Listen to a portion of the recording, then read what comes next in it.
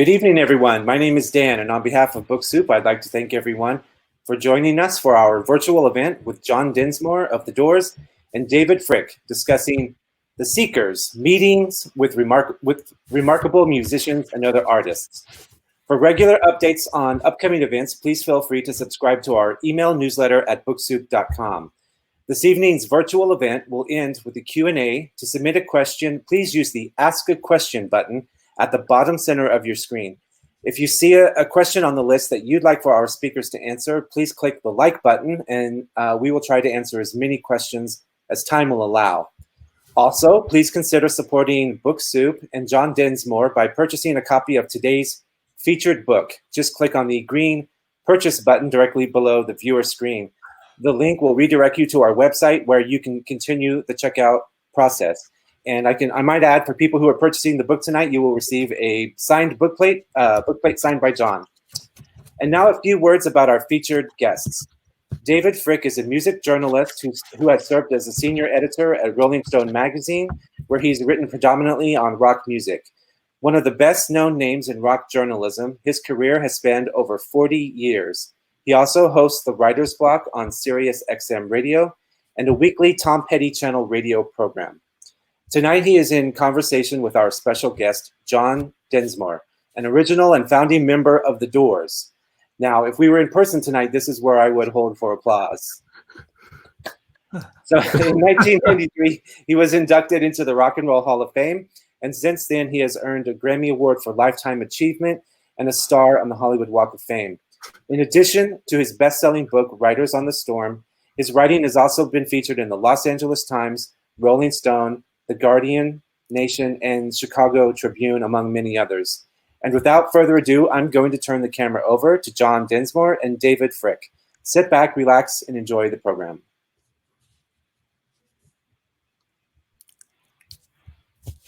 Hi.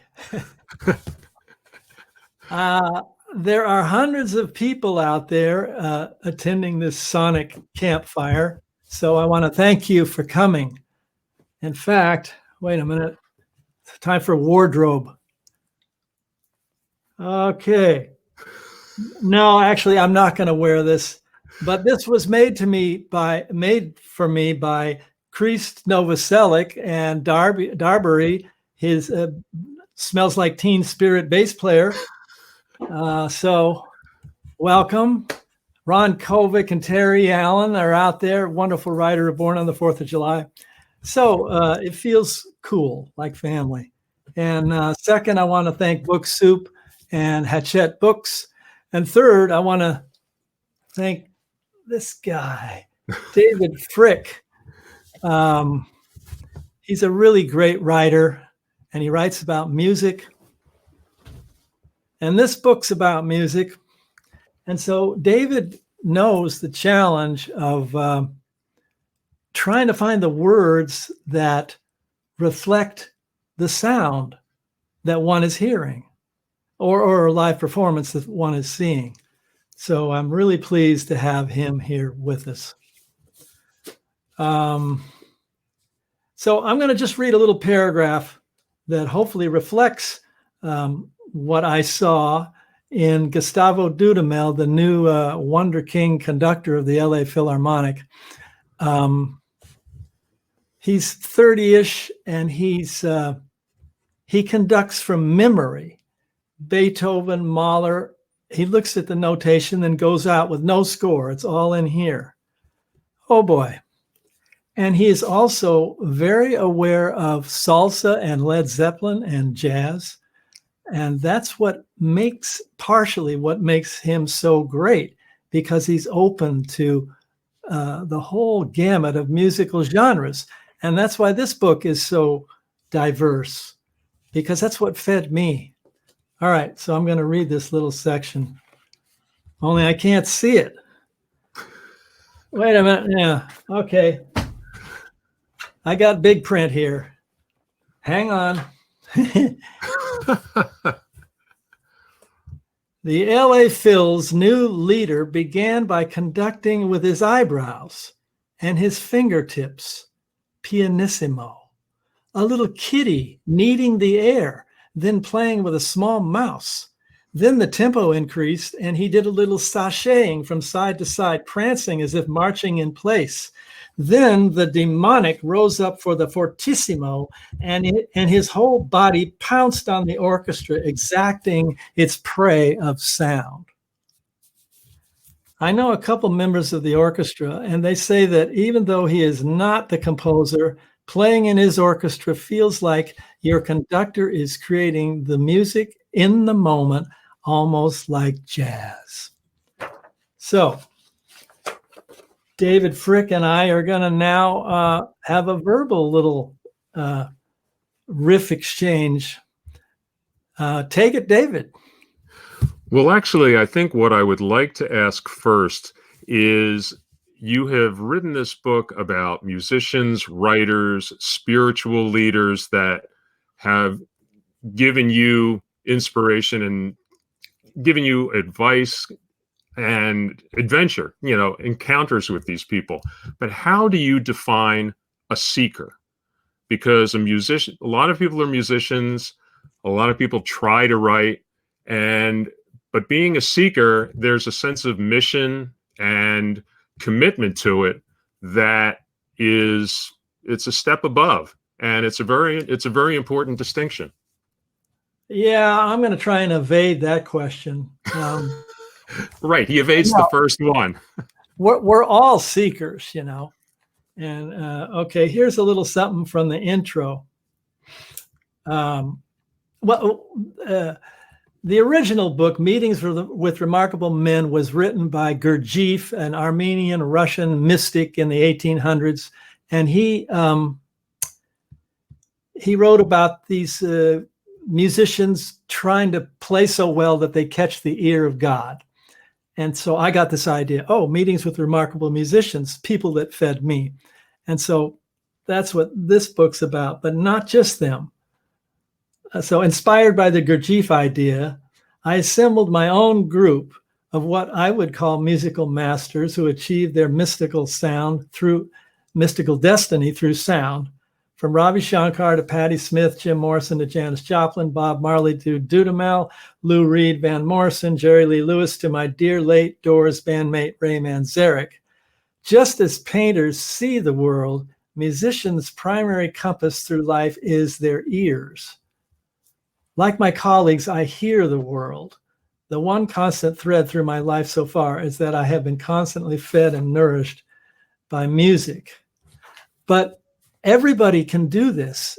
You can get in the same zone, even if you're playing piano and no one hears it. So here's another little thing. If beauty is the only antidote to this modern crazy world, then as mythologist Michael Meade says, art is a form of refuge. And if that's true, then we're all refugees. We're all looking for a sanctuary, a place to feel at peace with ourselves and the world. William Blake said that each day has a moment of eternity waiting for you.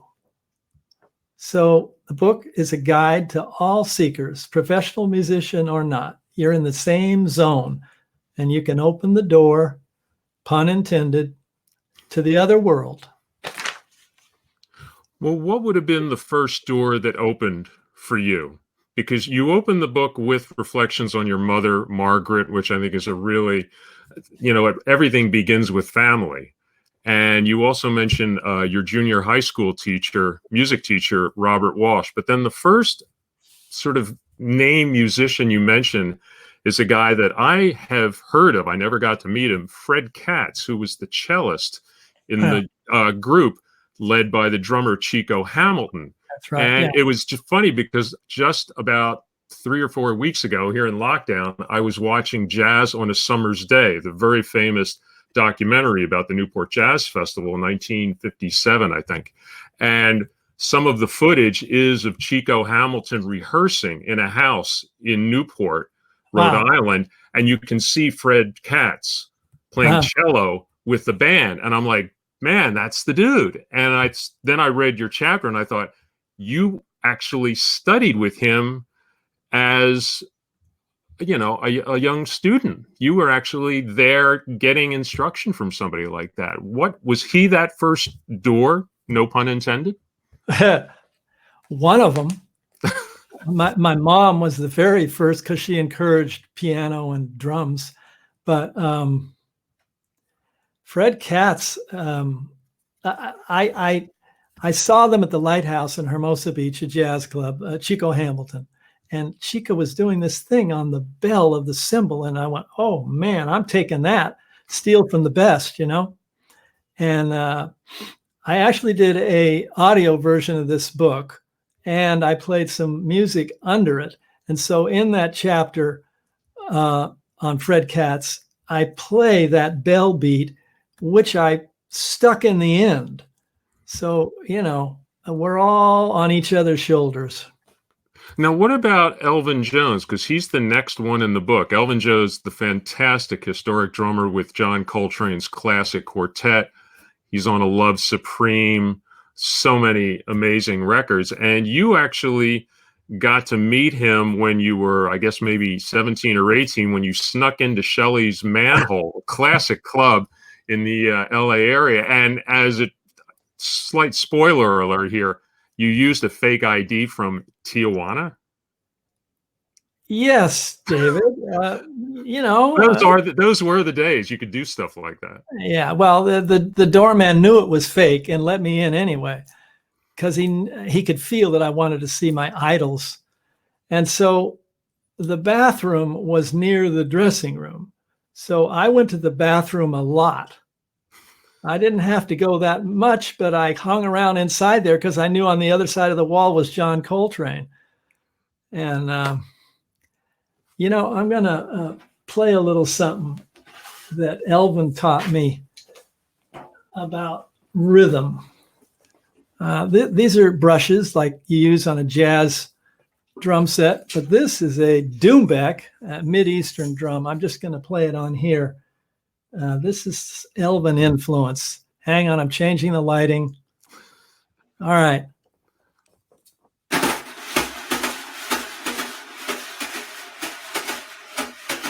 For drummers, the steady tempo is everything.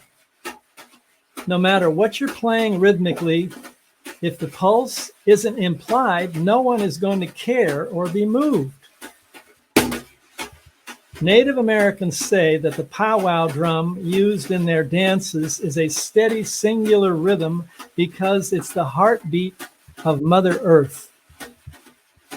We drummers all know that our mother's heartbeat was the first instrument we heard. If your rhythm begins to falter a little, then the ensemble you're playing with won't hold, and they'll be fearing that their mother's heartbeat just stopped and they were still inside the womb or in a song with the band. When your beat has a steady, consistent feel, the listener is comforted and can groove to the sound and enjoy the warm ambiotic fluids, the ultimate homeland security of a song. So that's the drummer's thing, you know, rhythm, steady rhythm. Well, given your early passion for jazz and being able to connect with people like Fred Katz and Elvin Jones, what drove you to rock? And also that intense martial, I think, precision that you were able to bring to the Doors along with that jazz heartbeat. You can hear that in Break On Through. It's certainly all over the end. And when the music is over, it's that ability to be on the one, as James Brown put it, but also fluid enough to be able to react to improvisation, and particularly in the case of Jim Morrison vocal improvisation. Actually, seeing Elvin improvise with Coltrane. Drummer's first job is the pulse, like I was saying. And actually, I have a Thelonious Monk quote, so brilliant: 10 things musicians need to know. And the first one is have a great sense of time. And then Thelonious says, especially if you're not the drummer. Oh my God. Brilliant. Fucking brilliant. You can play a solo on guitar or sax, but if you don't have the internal metronome, nobody's going to care. because, we all heard our mom's heartbeat, and that's what brings us back together. And that's why I later realized that I wrote about my mom because she encouraged me to do music. And then I just thought I'd put the first her on at the first autobiographical. And then I thought, oh, wait a minute. I came from her womb. Of course she's first. That was the heartbeat I heard. Anyway, what was your question? Well, but it's that combination of like really precise, exact time, but being able to be fluid enough and reactive enough to respond to the improvisation, whether it was, and also it was interesting because in your job, there was no bass. Ray was playing the bass lines on the keyboard, but the kind of interaction you would have with a bass guitarist, or the way Elvin did with Jimmy Garrison, you sort of had to have both of those roles in your head as you guys were navigating those 10, 12 minutes of the end, or Light My Fire. What can I say? Seeing Elvin accompany Coltrane gave me the courage to kind of have more of a conversation with Jim. Jim's singing, "What have they done to the earth? What have they done to our fair sister? Stuck her with knives in the side of the dawn, tied her with fences, dragged her down." So bang, bang, bang, bang, bang. That's, you come in with those accents like trees are falling. Well, I had this impulse to stop the groove and have a conversation. What are they, just programmatic to what he's saying. And then I went back to the groove later. I don't know where that came from. I just, you follow your intuition.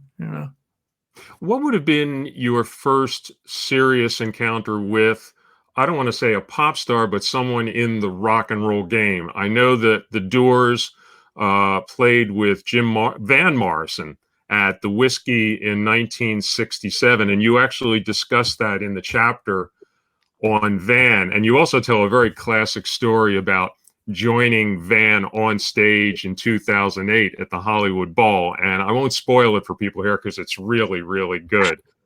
But I actually talked to Van Morrison a couple of years ago, and I asked him about that night at the Whiskey when he came on stage. They were on stage. He was touring with them. They were on the bill the same night. I guess you guys were opening for them. And Van and Jim sang Midnight Hour and Gloria together. And I asked him about that. And he said this about Morrison. He said he was really raw. He knew what he was doing and could do it very well. One thing that surprised me in their set was that Kurt Weill song, meaning Alabama song. Nobody thought of doing that then. So regardless of his reputation for irascibility, Van Morrison could see the quality and invention in what you guys were doing and what Jim was doing that night. Could you get any vibe back from him that night, or was it just one of the blurs of a night on the Sunset Strip? No. When Van opened up his pipes at the Whiskey, I felt ancient Irish angst, and I related. Just powerful. And Jim was raw. Here, let me read you a little section of when I first met Jim. Jim Morrison the Shaman. "With your feet on the ground, earth spirits rise up the legs. My third encounter with someone who seemed to have access to the other world was when I first met Jim Morrison. His direct line to the other side hit me quick. I was jamming at Manzarek's garage when Ray handed me a crumpled piece of paper with Jim's lyrics to break on through. A day destroys the night, night divides the day, tried to run, tried to hide, break on through to the other side." Right? Now, not only were the lines rhythmic, which I as a drummer appreciated, but he was talking about a connection to the void, a raising of consciousness. The words were pulsing with feelings of a seeker, someone trying to tell us that life's bittersweet, but there's something else. So when I hear Into the Mystic, I completely forgive Van for what you will read about at the end of that chapter. But it's interesting that he actually had that same incantation style of singing that in many ways, connected what Jim did as a lyricist, as an aspiring poet, with images and that kind of almost juxtaposition and what would seem like non sequitur to a lot of people reading things in a linear fashion, but in fact are putting together like these composite portraits of images and tensions in your head. They really were very close together in sort of in their seeking in a way. Well, they both had the same last name. That's true. No, I mean, they were both searchers and brilliant. Here, let me give you a little something that, this starts with Tom Petty. I'm sure that you, just like me, are still aching at his crossing over. But the late, great Tom Petty, the superb song craftsman, told me a theory of his when we were talking about Jim. Some artists, the very, very great ones, come along with the flame turned all the way up, and the flame is all the way up, and you use a lot of fuel fast, and you've just got to get the heat that comes off of that. Morrison was full of creativity, and that had to get out one way or another. The spirit in the bottle eventually doused that flame, but all of us were blessed with his creative spirits for 27 years that he roamed the planet and gave us the gift of sound. And Van's still giving us beautiful gifts, which is wonderful. Well, that Tom Petty quote really struck me because I interviewed Tom quite a bit, particularly in the last decade and change. And one of the things that we talked about a lot was his ability to have working relationships with people like Bob Dylan and George Harrison and Johnny Cash, people he grew up admiring and aspiring to be like. After Jim's... I so much wanted to be in Jim Keltner's drum seat playing with the berries, but I loved Jim. So the thing that I'm curious about is that in the 70s after Jim's passing, did you often meet other artists, younger artists like Tom, who wanted to know what you knew about Jim those days, how you survived it, and then the lessons that you could then pass on to them? Tom was able to get them firsthand from Harrison and Dylan and Johnny Cash. In the case of somebody like Morrison, people had to turn to you, Robbie Krieger, Ray Manzarek, the guys who were there in the room with him. Creativity and self-destruction came in the same package with Jim and Janis, who I also write about. It doesn't have to. Picasso lived to 90. I'm on a longer road. Just follow your intuition, and paint or play the piano or every day a little bit, and you'll get in the same infinite space that musicians do.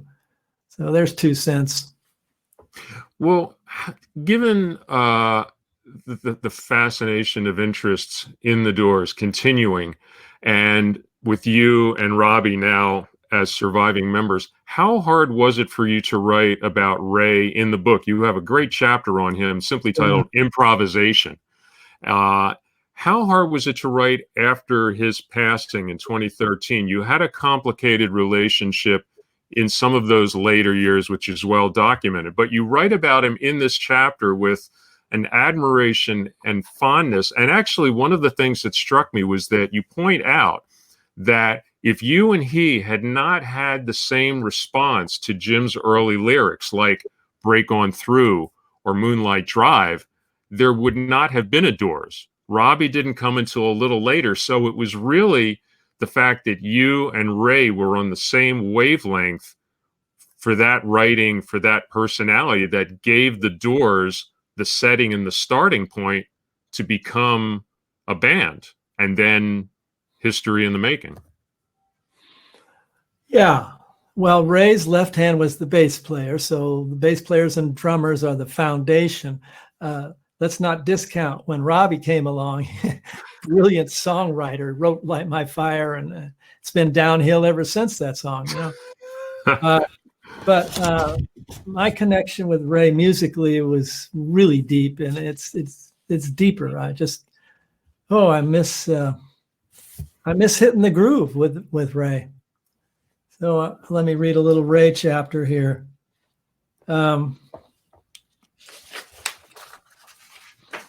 Even amongst those philosophical and personal struggles, the fighting over the name and all that, the two of us never lost the almost telepathic communication we had on a musical level.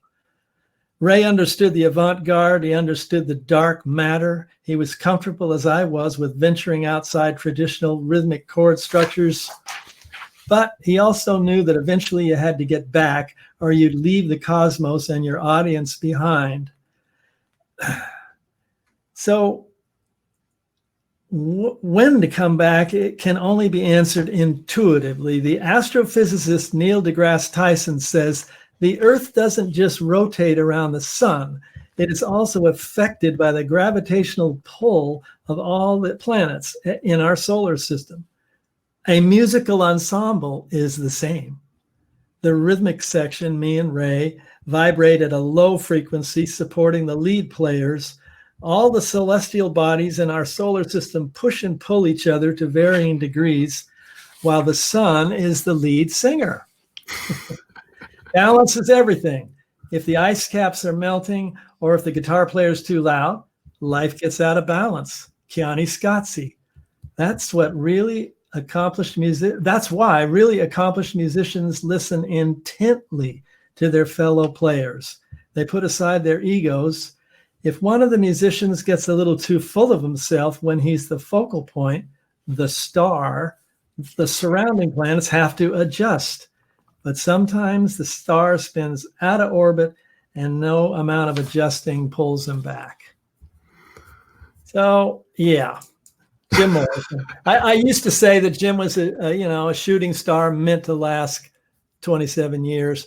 And as time went on, I felt more accepting of that. It's hard to lose a friend. But And I think one of the things that is not always easy for people to understand is that they become so connected to the music, the records, the impact, and the imprint that work left, that they can sometimes forget that there were friendships involved, there were personal relationships, and both disappointments and just wonderful consummation of ideas, laughter, that a lot of what people are hearing on those records is the sum total of more than just notes, improvisation, and musical interaction. The friendship has to be there for the music to last.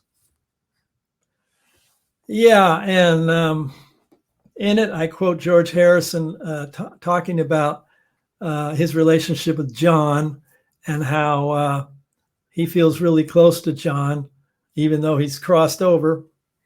And George says, if you can't feel something that deep with a friend that you really cherish, how are you going to feel Jesus or whoever you're searching for out there? So like the Fab Four, the Fab Doors, and there's only two left with each band. And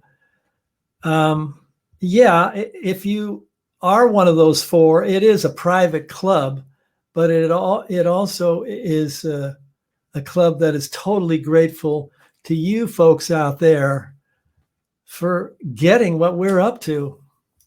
We feed you, you feed us. It's the energy of the extended family. Yeah. Being in a rock band is polygamy without the sex. Yeah. Are they laughing out there? Okay.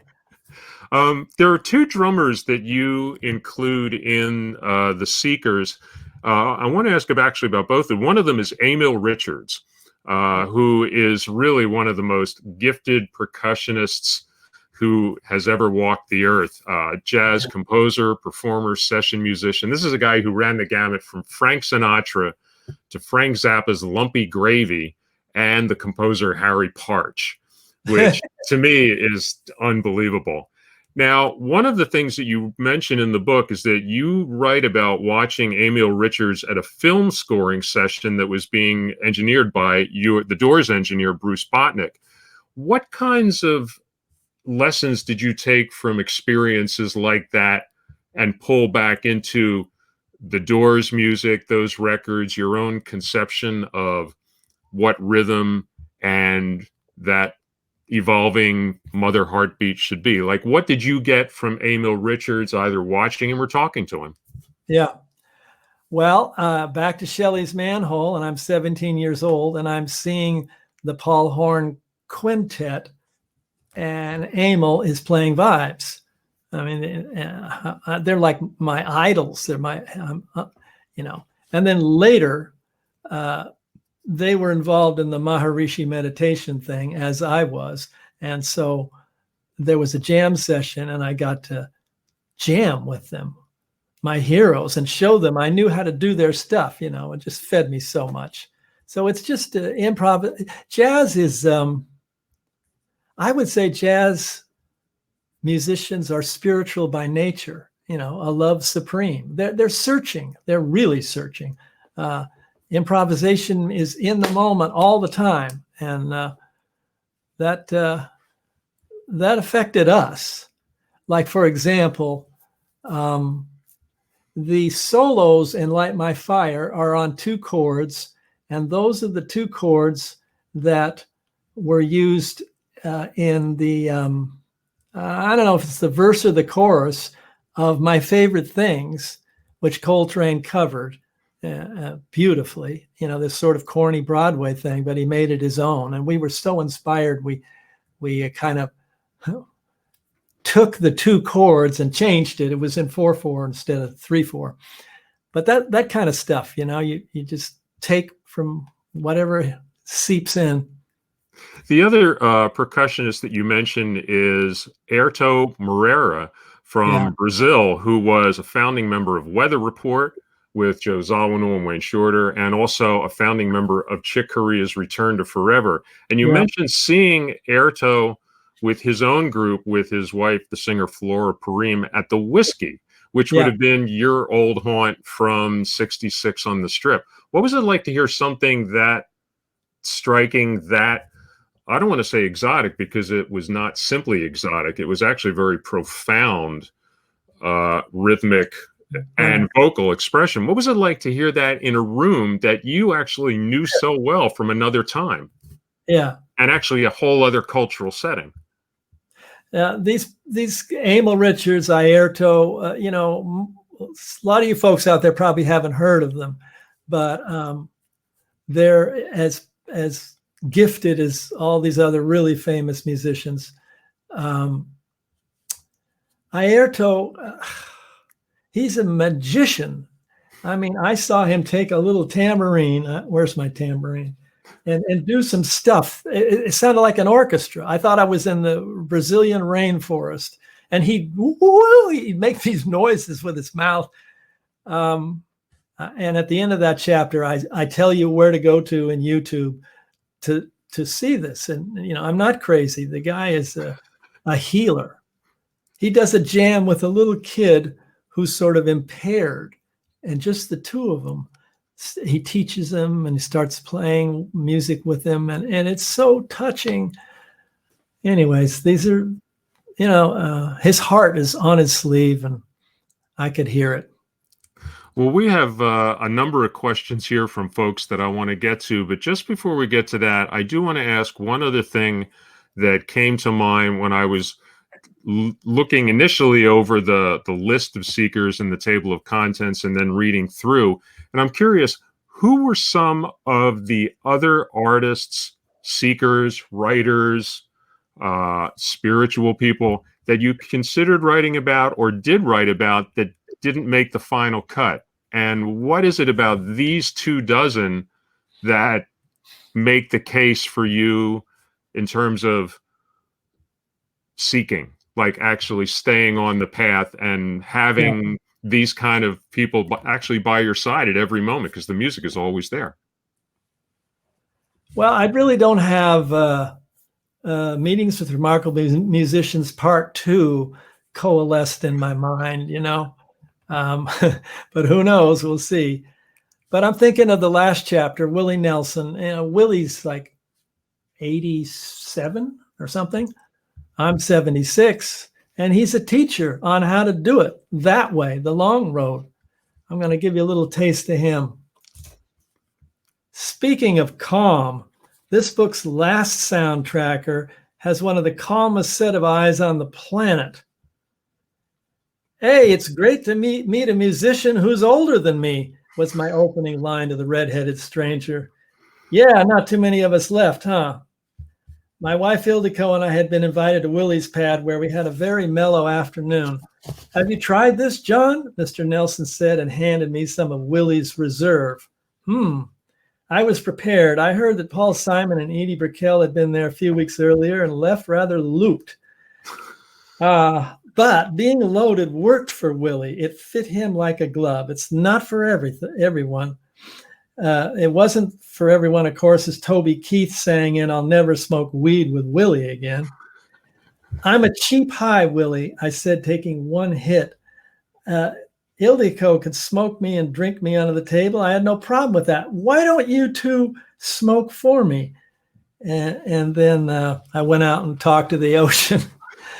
But I guess when you ride on Willie's bus, you do more than just ride.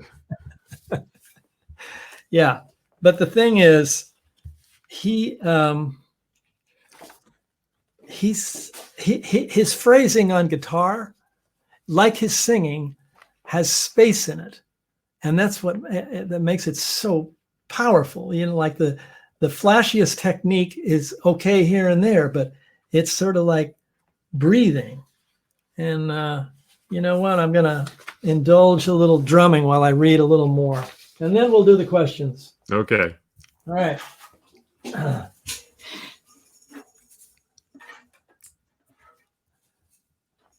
I said to Willie, to me, a good song is the wedding between the lyric and the melody. I don't care if it's country, heavy metal, or pop.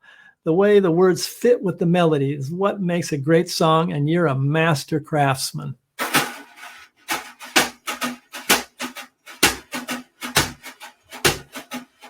He smiled. Instant community, that's what music creates in people, especially live. Where it takes you on the life path doesn't seem so empty if it leads you through folks standing side by side, chanting, dancing, singing, and generally having a good time. As we exit the door of the bus, I took another chance at being Mr. Nelson's straight man. Hey, Willie, how many times have you played On the Road Again? 6,000 times, he responds with a laugh. Yeah, well, that's about as many as we did on Light My Fire. And then I had one last look at those beautiful eyes and that craggy face. So, he's a survivor, a teacher, and feeds me greatly.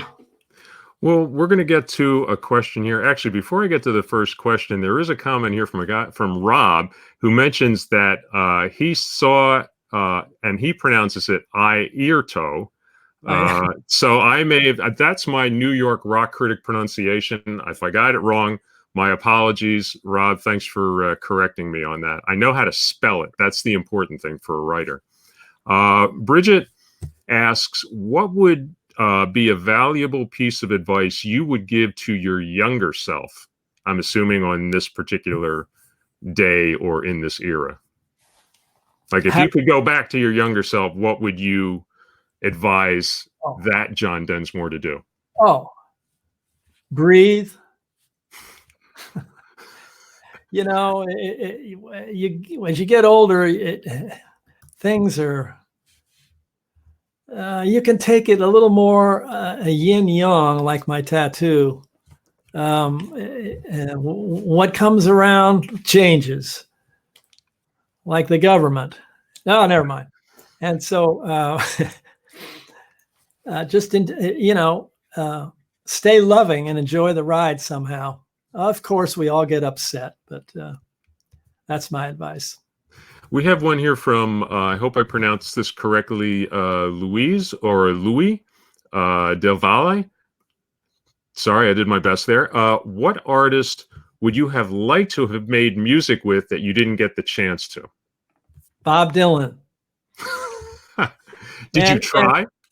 And I know that this book is on the way to his house. So, I just admire the guy so much that if he ever wanted a little maraca on something, I'd do it. Well, actually, the same gentleman asked this question. It's a good one. Is there an artist after meeting that was the total opposite of what you had imagined them to be? Wow. Well, I mean, Miles. Oh my God. Talk about cantankerous. Play it now and tell you what it is later. That's one of his lines on one of his albums. Miles, was so gifted. It created so many genres of jazz. But, they asked him, he was married to Cicely Tyson at the time, if she left him, what would he do? And he said, I'd play a major seventh chord. I'd be okay. So, yeah. Interesting how a major seventh chord is melancholy.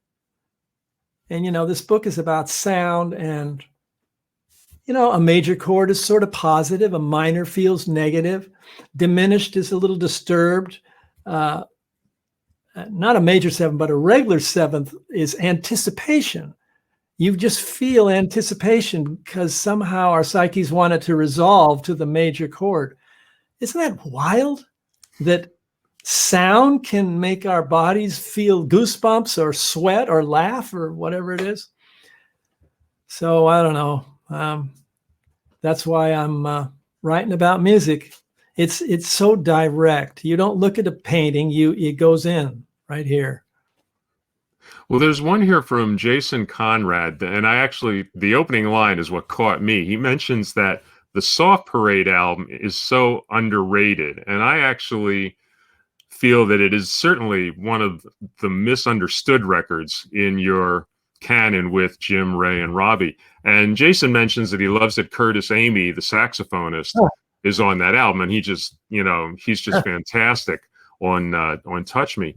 And the question is, did you guys ever get to collaborate with any of the jazz greats? But I guess maybe really, did you ever talk about trying to do more in collaboration with other jazz musicians? Because clearly yourself, Robbie, and Ray were all schooled and passionate about it. And certainly Jim, as a vocal improviser, could have worked that way too. There is a lot of sort of unexplored territory there.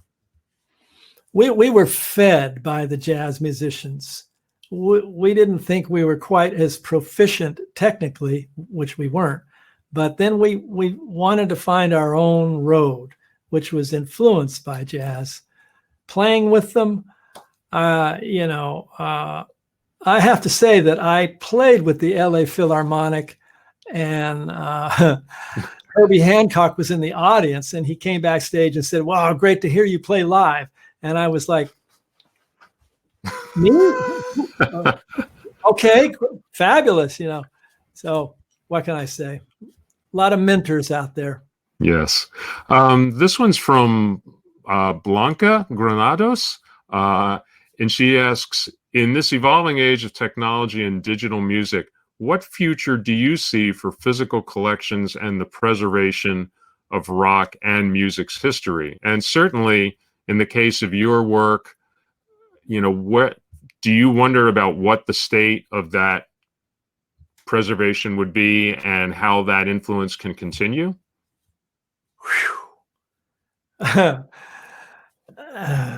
There's a new technology keeps coming along, and the delivery system gets different. And yeah, I lament analog and LPs where you can read and all that. But it's just, it's more portable. You can have thousands of songs on your phone. That's really cool. Although the sound quality is not so great. So that's why I do like all these indie stores that still hang on to that. and hopefully people will have collections. And who knows what's next? I don't know. Streaming is what's going on now. That's for sure. Well, I know that the immediacy of streaming is very very tempting, but as someone who is a record collector, and I love writing about records, and it's always an honor to have my writing included in liner notes. I've been very lucky to have written about the Doors so much with these reissues that have been coming out. But there is something about the physical object that allows you to have a relationship with it that streaming doesn't provide. Streaming is information. A record is basically an object of art. Yeah. Well, like when drum machines were invented way back in the day, I was insulted. As Ringo said, I'm the fucking drummer. I'm the fucking machine. And actually, the original drum machines had a human button where you push it and the machine rushes and drags the tempo a little. Oh. Okay. But now, trying to stay open, drum machines became the vehicle for hip hop. Guys with no money got a drum machine. They didn't have to get a whole band, and started rapping and doing really great political stuff and some misogynist stuff. But so I'm trying to stay open. That sort of jump started that whole hip hop world. So it goes. Well, there's a question here from Dustin Tripp, and Dustin's a deep listener here because he asks, have you ever written a song? Now, you obviously write rhythms, conceive, that part of the music, but have you actually ever composed full songs of your own, vocals, lyrics, the whole 9 yards? If you heard me sing, you'd know why I'm the drummer. I had a couple tunes on a couple of the albums after Jim died. The Other Voices and Full Circle records. Yeah.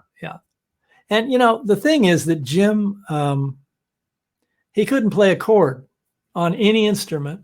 So he'd go, before you slip into, and it would stop, hold it, F sharp.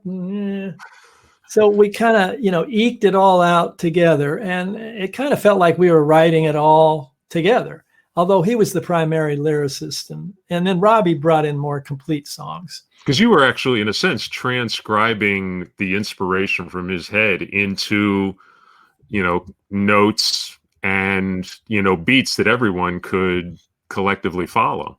And I think it's really important that you did, for almost every record, with the exception of the Soft Parade, credit all of the music to the Doors collectively, which I think really speaks to the real writing process that was involved. Yeah, one time an MC introduced us, ladies and gentlemen, Jim Morrison and the Doors. And Jim went to the curtain side, dragged the guy back out there and made him say the Doors, very sweet. Yeah, we did it all together. That's for sure. Well, Dustin actually asked, you mentioned those albums that you made after Jim passed. He asks, would you ever consider releasing concerts from the Other Voices or Full Circle tours? Because he would love to hear a live version of Ships with Sails. I told you he was listening deep. I wasn't kidding. Yeah, we could consider that, as long as George Harrison said, if there's any more Beatles material put out, we got to have the Surgeon General warning on it, Yeah. Here's actually a question, and it kind of relates to, you have one of the chapters in here about encounters with Paul Simon. And there is a very interesting description in here of, I guess, the point at which you, the Doors, and Simon and Garfunkel were on the same bill in New York. I believe that was Forest Hills Tennis Stadium. Correct. And that you did have to talk later to Paul, or at some point, I don't know if it was like an apology or like, well, obviously that was a rough gig all around. Okay, and not so easy for those guys. So I see Paul Simon a few years ago with his 12-piece group playing the great Graceland and all this stuff, really inspiring. And so I went back and I said, hey, Paul, the last time I saw you was 50 years ago when we opened for you and Artie Garfunkel at Forest Hills. And I got to say, I want to apologize for Jim being so rude to you before we went out. And he said, I remember that. I thought, wow, okay. Here's this guy who's, in the duo of the biggest group in the world, and our singers just kind of wouldn't speak to him or something. And I'm like, we're never going to make it. God help us. And Paul and I talked 50 years later, and he said, maybe Jim was nervous. And I said, that's it. That's it. Covering, like Trump covers stuff with bullshit, and nervous. So it was a healing there, it felt really great. And it's funny that he carried that story around for 50 years too, We got one here from Rick Perkins, and he actually asked how the Doors got involved in the Isle of Wight concert in 1970, which actually came out as an album and DVD a little while ago. And it's actually a really strong performance. And the question being, was that a response to not being at Woodstock?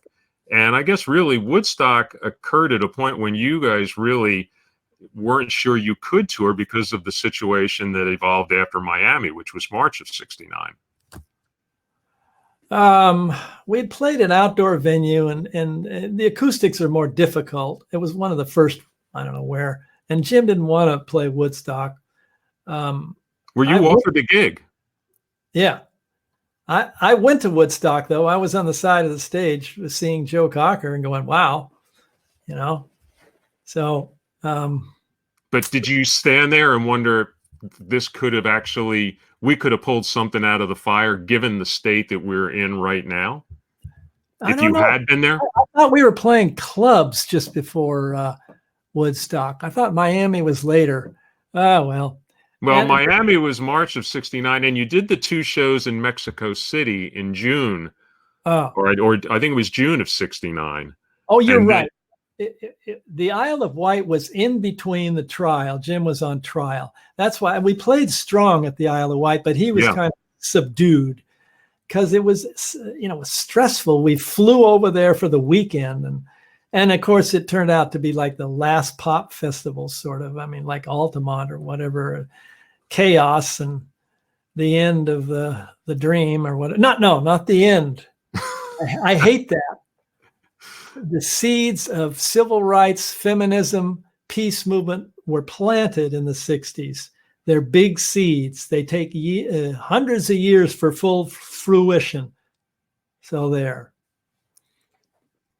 We have one here from Mariano from Madrid, and it's actually an interesting question because he says, was there any influence of Spanish musicians or knowledge of flamenco rhythms? And in fact, Robbie was a huge flamenco fan. And I know when I interviewed him recently for Mojo magazine, he was talking about Sabicas and Segovia and how that was actually one of his teenage passions, even before a lot of the rock and roll that became part of his sound.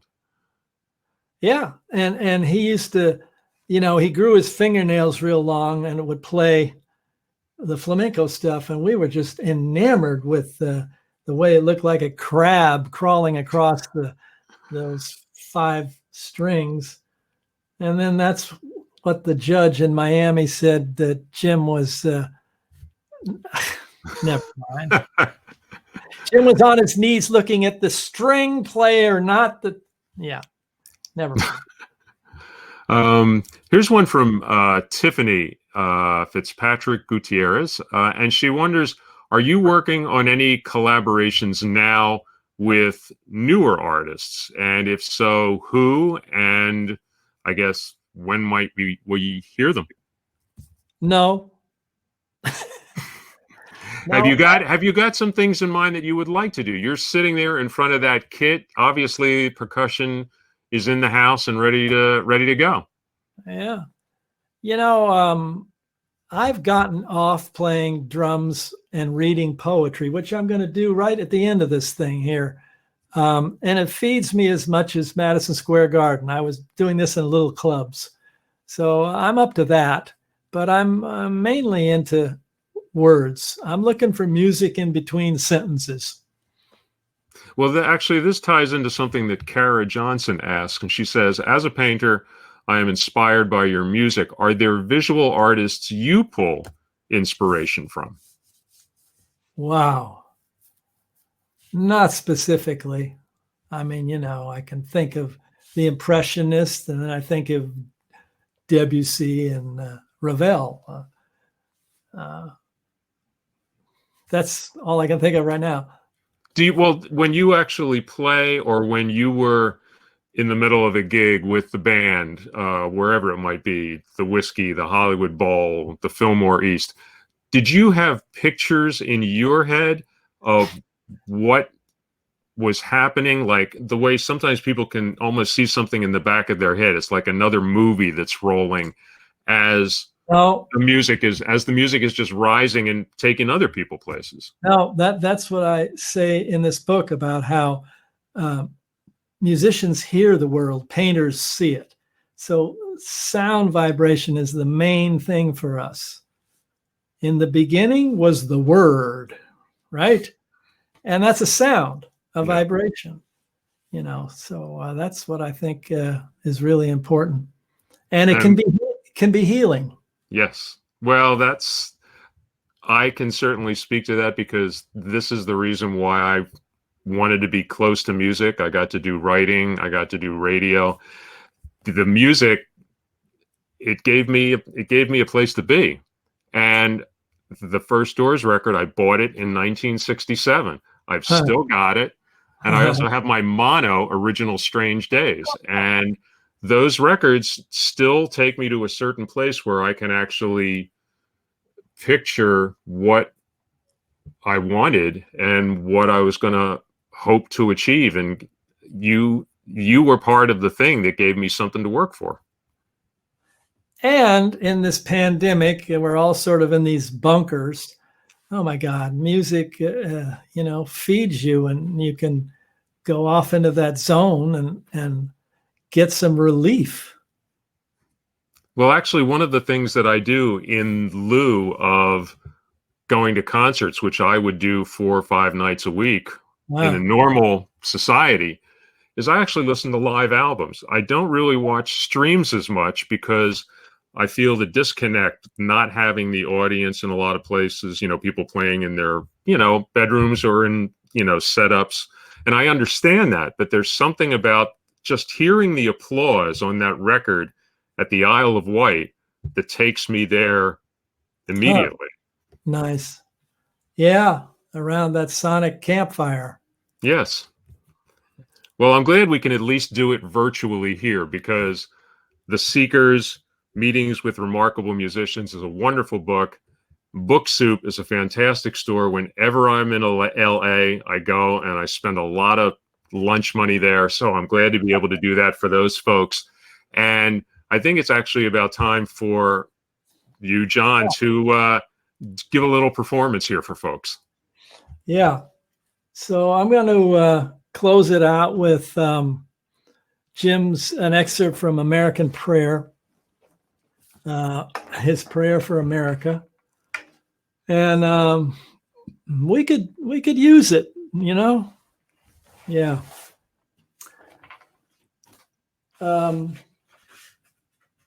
Do you know the warm progress under the stars?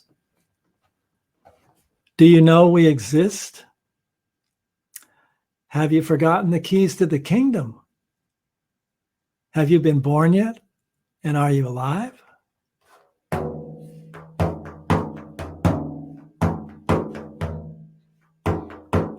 Let's reinvent the gods. Celebrate symbols from deep elder forests.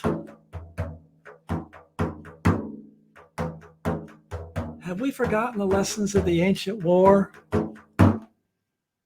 Do you know we are being led to slaughters by placid admirals and that fat, slow generals are getting obscene on young blood? Oh, wow. I'm sick of doubt. I'm sick of dour faces staring at me from the TV tower. I want roses in my garden bower, dig? Royal rubies. Like the United States of America. You know, in the red states, there's some folks who voted for Biden, so they're sprinkled with a little blue. And in the blue states, there's some red sprinkling.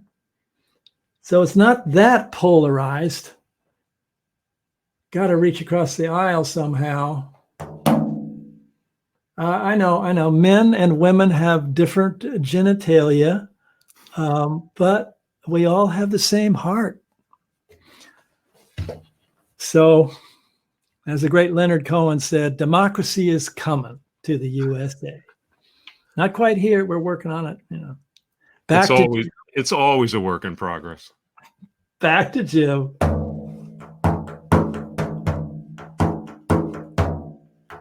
Oh, great creator of being, grant us one more hour to perform our art and perfect our lives.